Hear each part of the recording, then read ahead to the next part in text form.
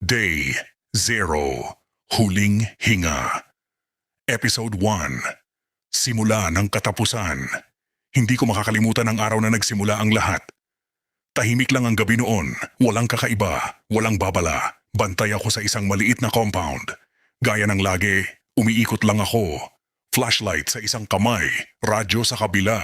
Pero may napansin ako, sobrang tahimik. Walang aso, walang tao, kahit hangin parang tumigil. Base, may naririnig ba kayo? Tanong ko sa radyo, walang sumagot. Static lang. Bandang 10:00 ng gabi, may nakita akong lalaki sa may gate. Nakayuko siya. Hindi gumagalaw. Boss? Tawag ko. Walang sagot. Lumapit ako. Doon ko napansin. Nanginginig siya. Parang may sakit. Oh, may kung anong mali. Sir, okay lang po kayo? Hindi ko na natapos. Bigla siyang tumingin sa akin. Mata niya, pula, hindi normal. At bago pa ako makareact, sumugod siya. Hindi siya parang normal na tao.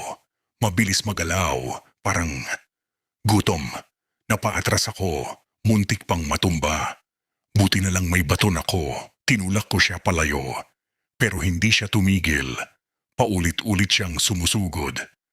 Kahit nasasaktan na. Anong problema mo? Pero alam ko na, hindi na siya normal. Narinig ko ang sigaw mula sa labas ng compound. Isang babae. Tapos isa pa. Tapos, marami na. Tumakbo ako papunta sa gate. Doon ko nakita. Ang kalsada. Magulo na. May mga taong tumatakbo. May mga sumisigaw. May mga kinakagat. Hindi aksidente. Hindi riot. Mas malala. Isang lalaki ang nahulog sa harap ng gate. Humihingi ng tulong. Paglapit ko, may sumunggab sa kanya mula sa likod. Kinagat siya sa leeg, dugo, tumalsik sa semento. Hindi ko nagalaw ang katawan ko para akong nanood ng bangungot habang gising. Sir, buksan mo. Please. Sigaw ng isang babae sa labas. Pero bago ko pa mabuksan, hinila siya pababa.